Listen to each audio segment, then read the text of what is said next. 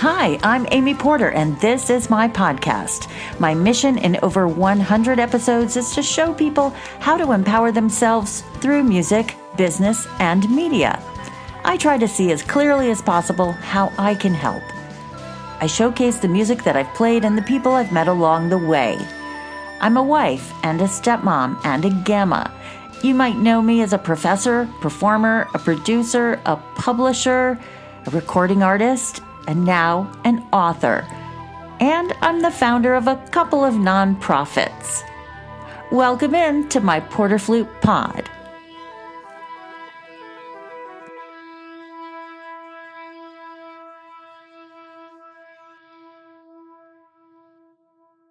Welcome to Porter Flute Pod. It's season 9, episode 8. And today we're getting a glimpse into the life of an orchestral librarian. With me in the pod is Alan J. Tomasetti and our guest, Katie Knox.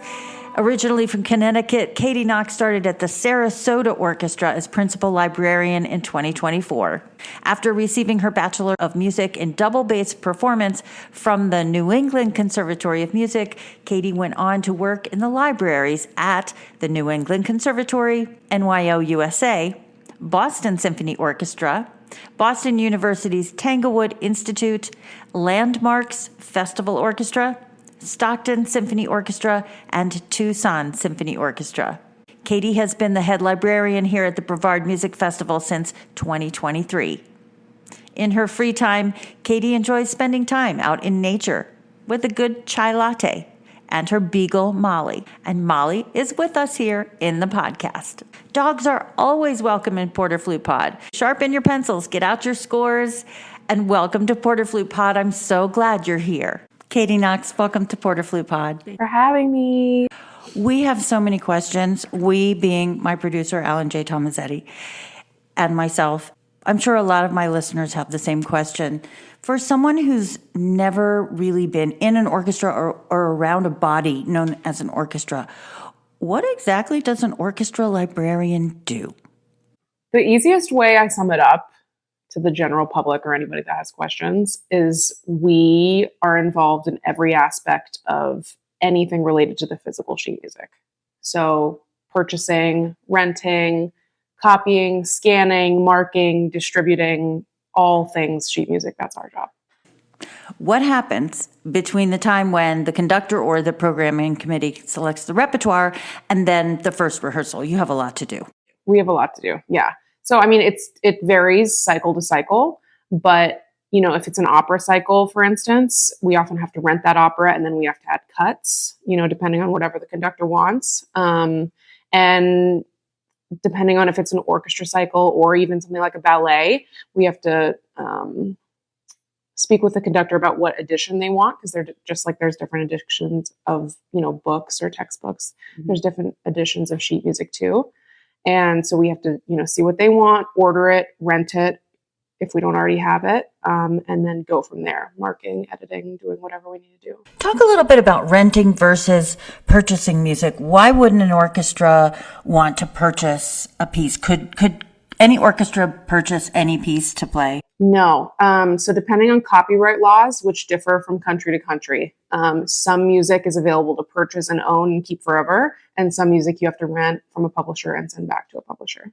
And so then you get all your music. You're preparing the folder for everyone, right? Mm-hmm. Yep. And you're editing, proofreading parts, coordinating bowings with the concertmaster. Talk about the bowings for a minute. I love bowings. I love bowings. So you're a double bassist. Yes. So I got my degree in bass performance from NEC, and I love doing bowings. A lot of librarians kind of moan and groan about bowings. I love it.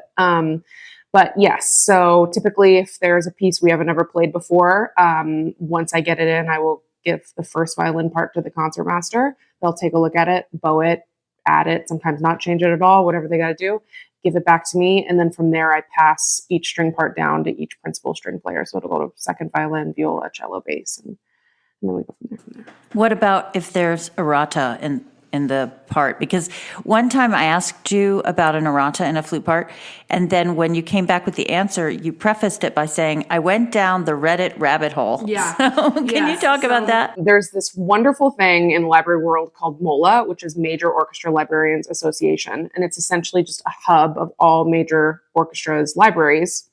And librarians publish errata lists on there. So if, we just did, a good example is we're doing Walton's Belshazzar's Feast next week, as you know, and we were going through the parts and found some errors ourselves. And I put it on MOLA, wrote a little, found this in the viola part, whatever, so that when the next person rents that piece, they can go on to MOLA, see what I found and corrected them. Oh, that's great. Yeah. Do you enjoy working with conductors and guest artists and composers and I know it's a silly question, but sometimes it's really hard to work with the personalities. I do. I've been really lucky to work with some amazing artists in general. And fortunately, I've been able to structure my work in a way that, I haven't had any major library disasters over the years. And so, I've been really lucky to communicate with really wonderful artists, and I enjoy it.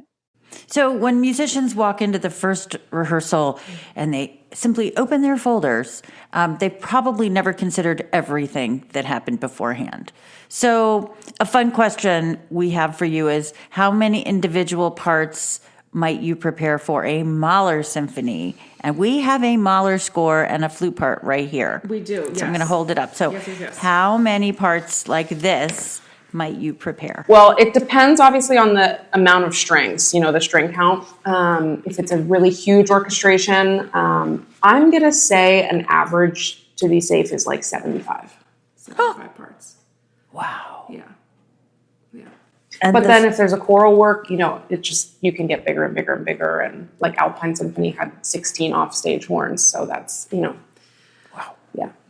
So let me show everyone the score. You make a score just for our rehearsals. Yeah. So the Brevard Music Center Orchestra's woodwind section always likes to have a score.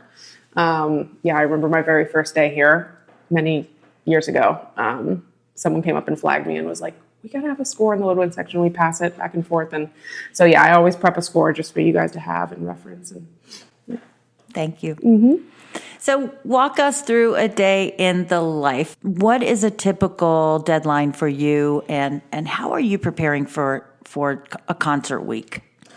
Well, festivals are always interesting because it's like a orchestra season compressed into 6 or 7 weeks. And so I start prepping stuff for this festival as early as December.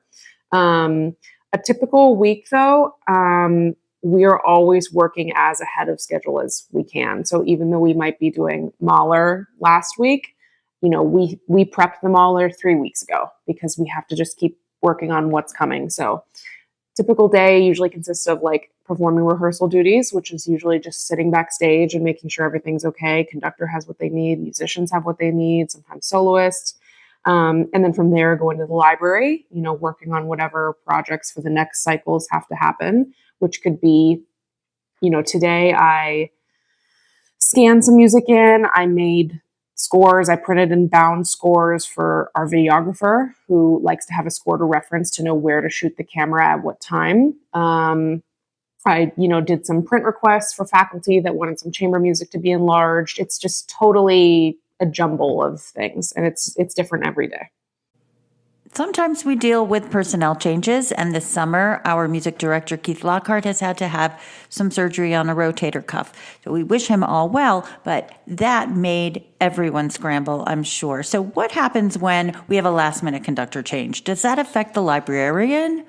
It does, and the levels of how it affects us can vary. Fortunately, we didn't have to change the program, which is a huge blessing for us. And I think what was just the biggest thing, especially with a Mahler symphony, which was supposed to be a Keith week, and we had to find a conductor for that. There are so many editions of Mahler that it can be really, you don't want there to be a situation where a conductor brings one edition and you've given the orchestra another edition from the library and they just don't match. And fortunately, the guest conductor we brought in, who was lovely, she was able to correspond with us really quickly, and we knew we were all on the same page, and so that was good.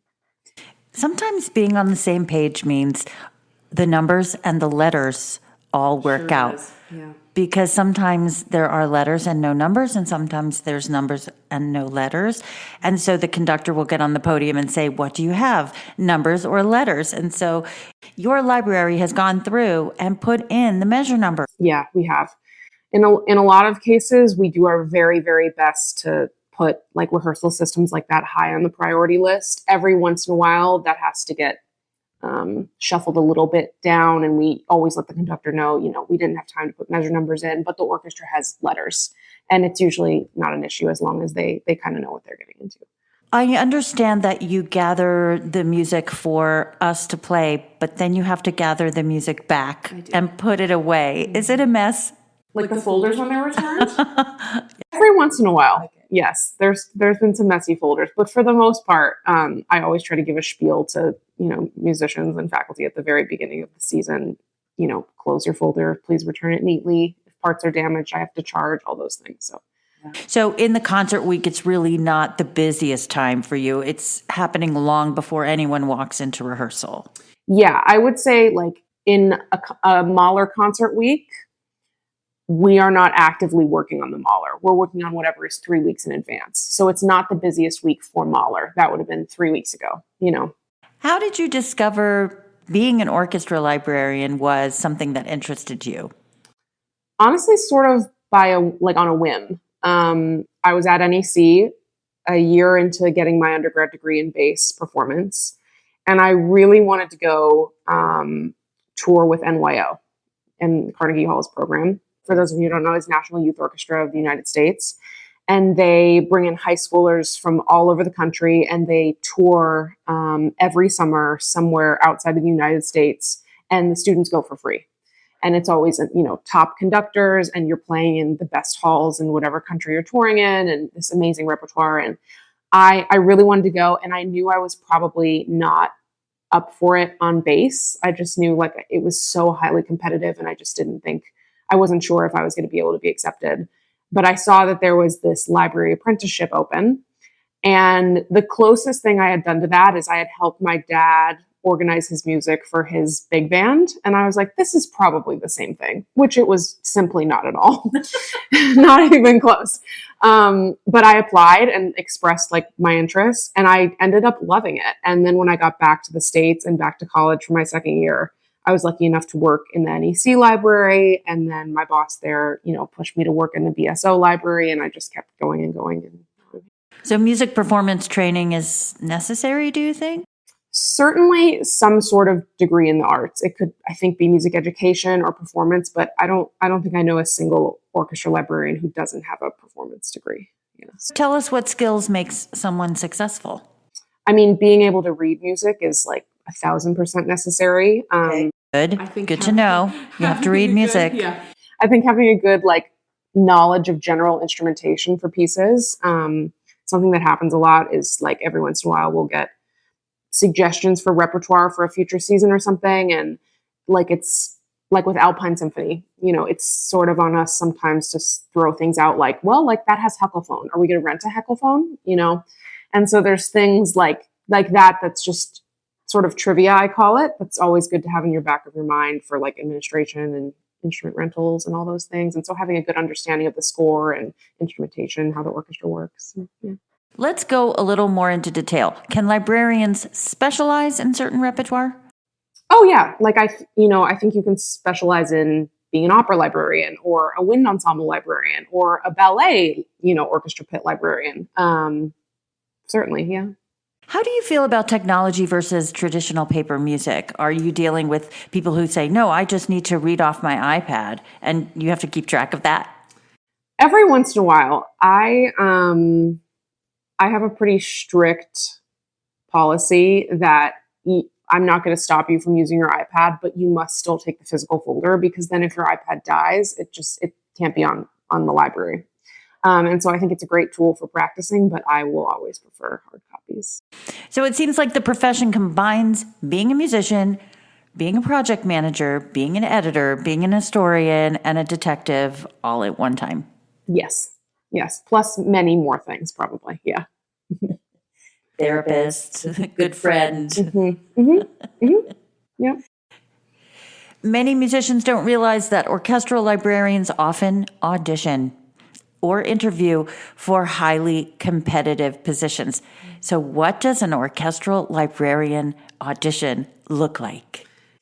It varies every time. And that's something that's unique, I think, to library auditions. I think if you take a bass audition, you're pretty sure that Mozart 35 is going to be on there because it's just super standard. But when you take a library audition, you have no idea necessarily what's going to be on there. And sometimes it's just more interview based. Sometimes it's an interview and a small skills test. Sometimes it's a preliminary test that you do from a remote location and send in, and then you do a test in person. But there's a lot of, like I said before, trivia. What are the keys and names of the Brahms symphonies in order? What are the differences between the Rite of Spring ballet versus orchestral suite? Just things like that, where it's just things you sort of learn on the job. Okay, this sounds like a doctorate degree. It's a lot. It's a lot of just knowledge that I think you just gain while being on the job. When I did my audition in Sarasota, the final skills assessment was inserting this trumpet fanfare that was missing from the parts of Le Maire. That, when Le Maire was first edited and, sort of published, was sort of this optional fanfare. And maybe 6 months before my audition, I was here for my second summer at Brevard. We did Le Maire with Ken Lamb. And he had asked me to insert the trumpet parts into the fanfare into the trumpet parts. And then 6 months later, I turned up and that was the test at Sarasota. And I had just done that, just total, happened to, everything fell into place. But that's the sort of example of you learn it by doing it, so. I believe in miracles. Yeah, no, me too. There it was. Shout out to you, Ken Lamb. So what is proofreading excerpts and preparing parts and knowing about copyright knowledge and all those things? What separates a good librarian from an exceptional one when you're all doing the same thing? So for a flutist, it would be playing in time, playing in tune, having a gorgeous tone, working well with others, merging, being a good musician, knowing when to blend, when your part is.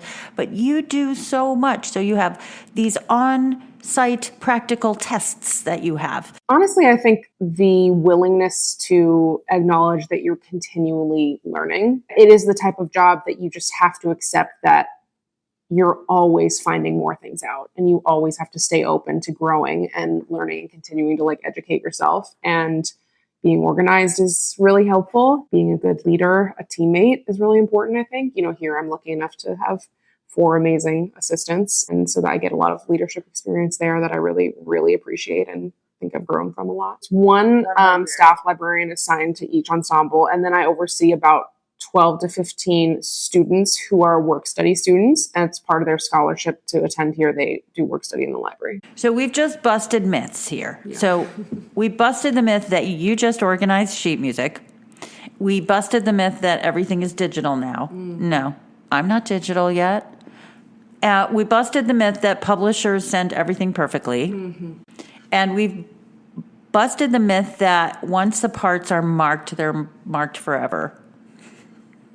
No. Always editing, always finding mistakes. I mean, Alpine Symphony, you guys have played many, many times, and I went over it and found, I think your flute one part was just missing a whole note. You're always finding things.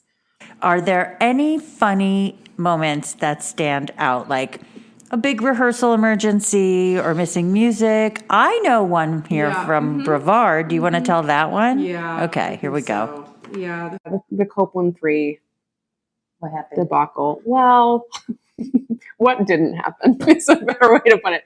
Yes, so very famously, there was an older edition of Copeland 3 that is no longer available to rent. You can't find it anywhere. And it was changed because there were some letters that were discovered from Copeland to, I can't remember who, but basically in these letters, he had written something along the lines of I wish I had done this in the second movement instead of the way I actually published it. And then those letters were discovered. And so the publisher for Copeland, Boozy, and Hawks was like, oh, we should republish it the way he really wanted it, according to these letters.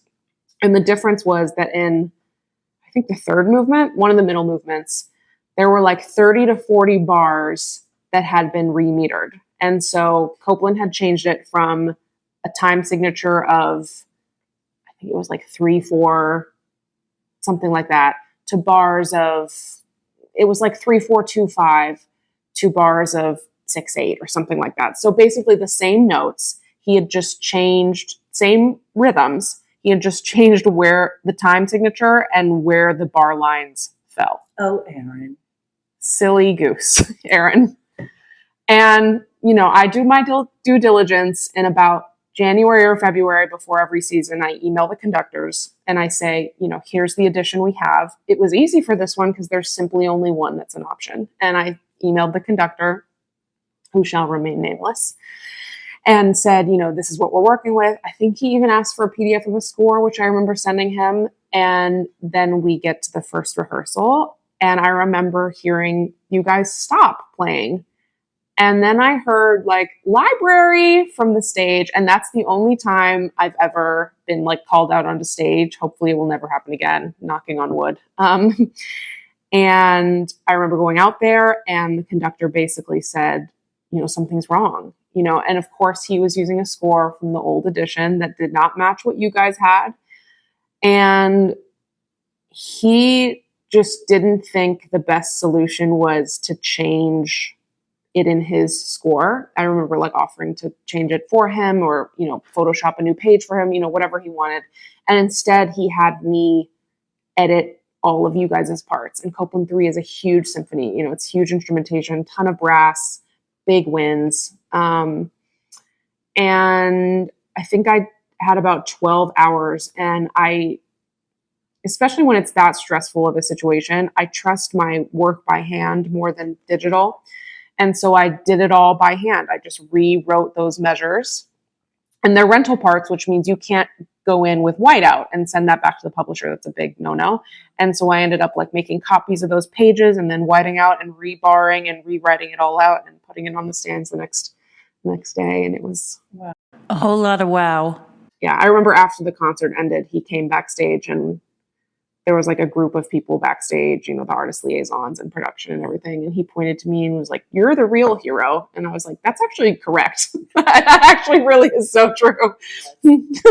But it made for a very good like audition. Tell us about a time you overcame a library. It made for a very good story. And now I can laugh at it a few years later. So. When you work with new music, what happens when a composer revises just hours before the rehearsal? I mean, is that the same thing as this Copeland? You're just in the scores with your pencil, writing things out. It doesn't matter what piece it is. That's part of your job, right? Yeah. I mean, every once in a while, like actually we're doing, we do this Soloists of Tomorrow concert where we have a concerto competition here. The winners each get to play a movement of a concerto. And we also feature the winner of the previous year's composition competition. Oh, that's right. So this year we're doing this piece by this young composer who won last year's competition when he was a student here. And we had, I think, the second read of it today. And last night he sent a list with maybe 25 edits. And in that time frame, it's not, people have already picked up their music. It's in their folders. And so it's not really possible for me to go in there. But what I can do is print it off, put it on everybody's stands, make them aware. And that happens every once in a while, especially with new music and younger composers. But yeah. What's the funniest musician request you can remember? Oh, any odd requests that someone would want? Transpositions or? No? I get transposition requests every once in a while, but I get some of my favorites are I have a funny one from Joanne Falletta, who was conducting here. And I think it was when she did Carmina Burana, and she had me print a part of the vocal score because she wanted all the musicians to sing it too, and have me paste it in there. So just every once in a while, there's silly things like that are really fun. And just, that's the part of this job that I always tell people that I train that you just can't prepare for. You can't predict that that's going to happen. You just have to be ready and prepared, to the extent you can be. So you have to have 2 scores ready in case there's a missing score. Yep. There's a great debate out there between administration or being in an orchestra. So it's a common question of where orchestra librarians fit within an orchestra. I know that you're not sitting on stage performing, but you work directly with us as musicians, and what you do affects us greatly. So I think that orchestras are correct in having a principal librarian, and it's not just like a staff position. So are there librarian administrators, like combos? I think the closest thing to that would be there are some smaller orchestras that have like personnel manager / librarian, or like music librarian. Yeah, administrator might not be the total correct word, but it's sort of this hybrid role. But I've been both staff and part of the CBA. Currently in Sarasota, I'm considered a musician.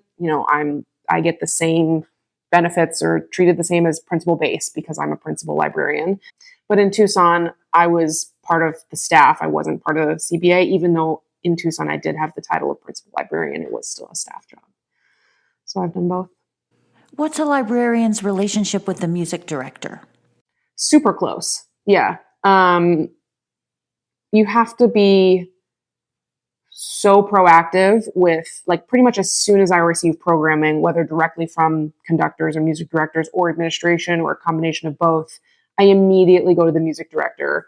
And, what additions do you want? Or every once in a while there's weird, there's a Mozart symphony that has 2 versions. One has clarinets, one doesn't. Just little things that you have to be prepared for. And yeah, like even for next week, for Belshazzar's Feast, it can be done with these brass bands that are off stage, or it can be done without.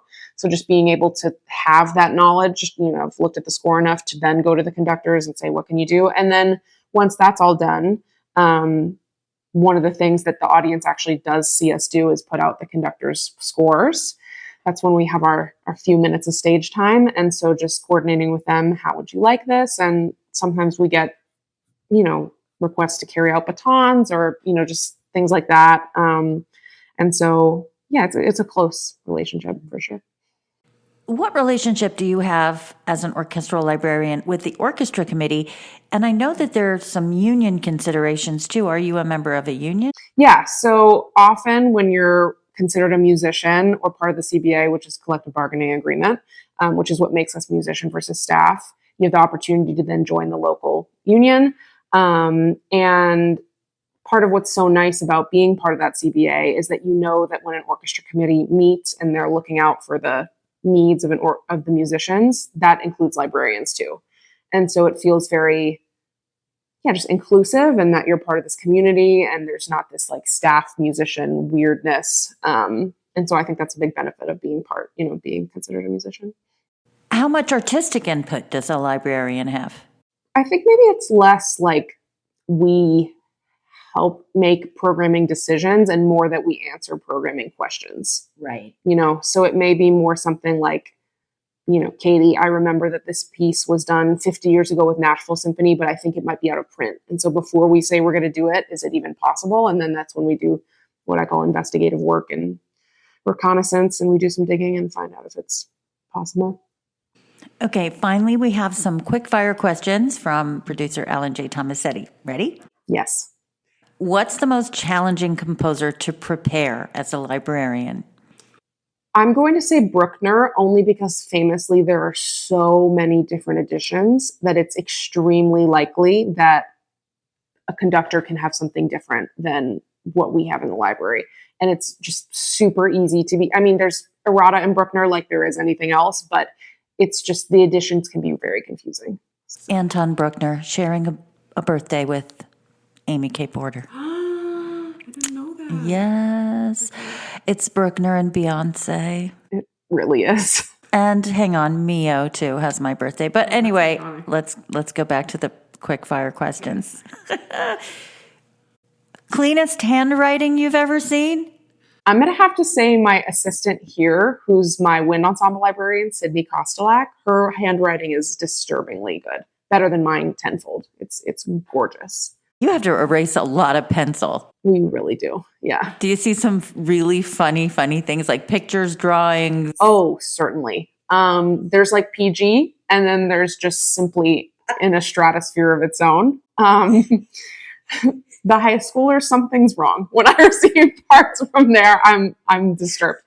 But yes, I'll get things that are just so funny too, where like people have written notes themselves, like, play this in tune, you dumb idiot. And I'm just like, it's really going to be okay. Like, it's not that deep, guys. I hope you practice some self-care after, because that's fun stuff. But yes. Sometimes there's colored pencils, right? Oh, yes. We did I love this story. We did an opera last year, and the conductor, Stephen White, who I adore, who's conducted operas here many, many years, he had found this brand of pen that he told me was heat activated. And it was this red pen, and he had gone into all the rental parts and written in this red pen. And he was like, but it erases because it's heat activated. Awesome. And so then he gave them back to me. It simply was not real. And it erased, but there was like a clear red imprint. And I had to resort to two things to get the pen out. One was using my Dyson Airwrap to like heat over the part. For your hair? Yes, for my hair. I was like Dysoning the part to try to get it hot enough that it would erase. And then if that didn't work, we had my car parked in the sun and had them on the, like, what is that called? Under the windshield? Like the dashboard. We put the parts on the dashboard in the hot car, and then we could erase them. Hilarious.